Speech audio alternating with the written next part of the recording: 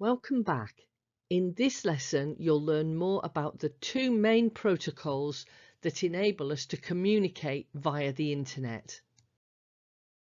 In this lesson, you'll learn what the protocols are, how TCP and IP protocols combine to enable us to use the internet, and how they form a four-layer protocol stack. So first, let's look at the main protocols that underpin the internet. Protocols are common standards for communication. For example, text is always encoded using the same numerical system, which is Unicode. Internet addresses are shared in a common way. Computers, when they communicate, will use security protocols.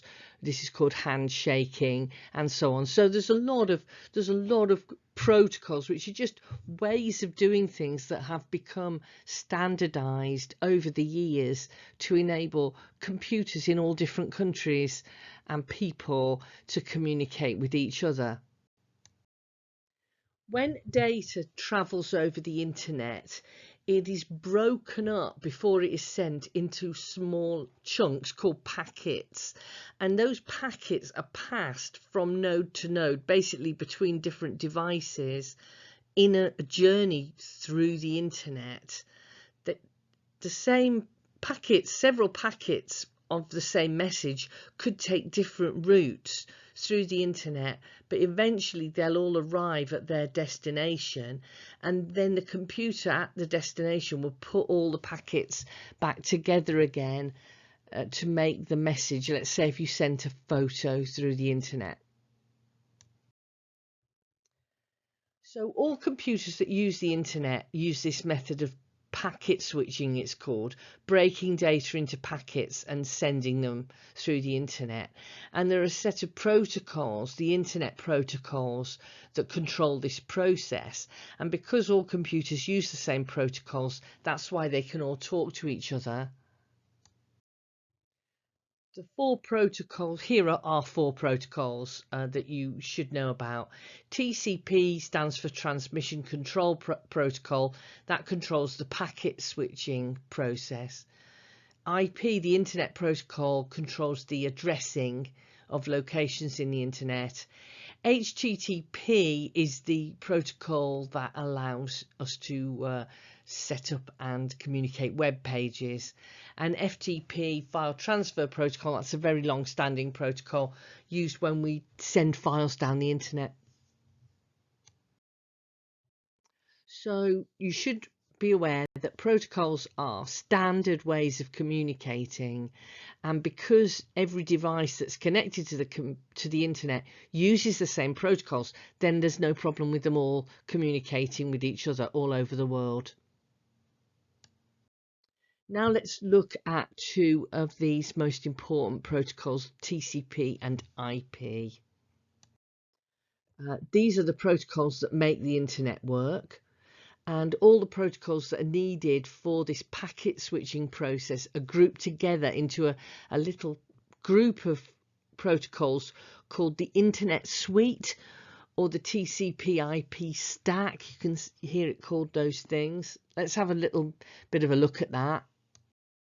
The protocols are organized into four layers. When you send data down the internet, each data packet passes through the four layers and new protocols are added to the packet. So the packet has got the data that you want to send, and then it's got extra binary data added to it by each of the four layers as it passes through them. So now we've got our little binary packets with protocol data on top, and the packets go through the internet. We've already talked about this, and they can go by different routes. Because the internet's so complicated, there are lots of different connections, and typically the computers that make up the internet will pass data on, like pass the parcel, and they'll choose whatever routes are least busy, and that speeds the whole internet up. And then at the other end, the packets pass back down through the same 4 layers, and the protocol data is stripped off, and so you end up with just the message that, or let's say it's a file or a photo or a video or whatever that you've sent down through the internet. So to summarize, the main internet protocols are called TCP IP. TCP organizes this idea of breaking data into packets to send it, and IP is the addressing that means that the packets all go to the right address. And then packet switching means that the packets are passed from node to node, and that's how all internet traffic occurs. So finally, I've said that the protocols are organized into 4 layers. So let's have a quick look at that. There's obviously, from what I've been saying, there's quite a lot of different protocols. So they're organized into groups called layers. There are different ways of discussing these layers, and people use more complicated structure models than the one we're going to deal with. But a good basic one is this 4-layer stack, the protocol suite. So the internet suite. Let's have a look at that now. The 4-layer TCP IP stack consists of an application layer, a transport layer, an internet layer, and a link layer. I would say out of everything we've done in this lesson, those are 4 terms that I think you should probably memorize. And to help you to remember it, I've done a very simple little animation of it here. So let's have a little look. So let's say you prepare a message of some sort that you want to send through the internet. You'll be using some kind of software application to do that. We're always using some kind of software when we're using the computer. So in this example, I'm just going to say, let's say we're using Twitter, and we're using one of the Twitter apps to do this. So here's the data that you want to send, a little message saying, hooray, holidays begin today, or whatever. So you're using some kind of app to do that, and that app will add its own protocols. So these are the first protocols that get added to your message, and it's called the application layer because it's added by the app that you're using. Okay, so now we've got your little Twitter message, and it's got the application protocols added to it. Of course, it doesn't have to be Twitter, it could be anything. Now you want to get ready to send that message through the internet. It goes to the transmission control protocol. This is called the transport layer, and what the TCP protocol does is split the data into packets. So the data is split into packets, and a new layer, the transport layer, is added, and this data identifies the packets. They're all numbered so that they can be fitted back together again when they get to their destination. So each of those little packets is now ready to go to the internet. The internet layer is managed by the internet protocol. So it goes into this layer, and the IP address of the destination is added to each packet. So that's an IP address. These are all numbers. They're all made out of binary data. So now we've got a load of little packets ready to go on their journey through the internet, and they are passed from node to node through the internet.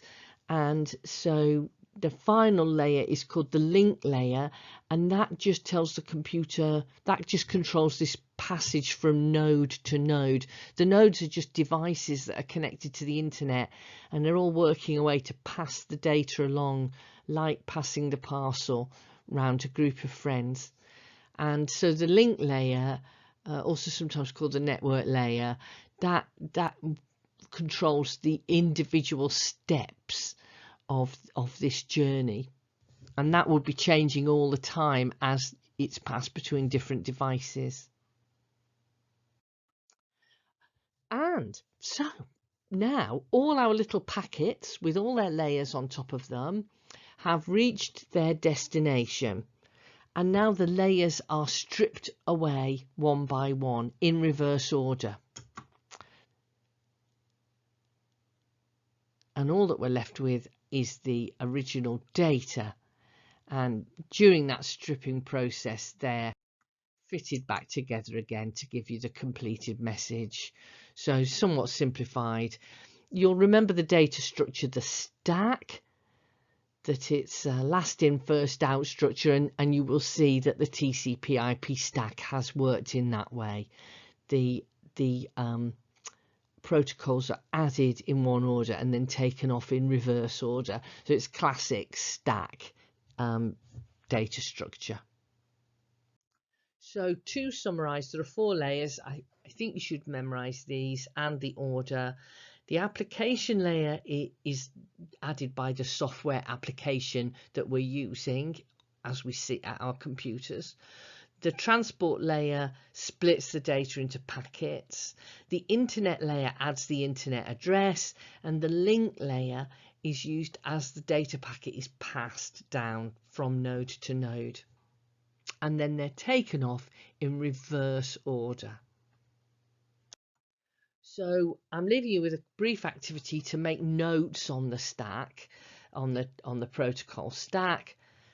But I'd also suggest, if you've got time, you might like to create a little animation like I did. That's particularly if you want more practice with creating multimedia content. That'd be quite a fun thing to do. Okay, so there are more lessons about the internet. Particularly, I'm going to talk about search engines, but bye for now.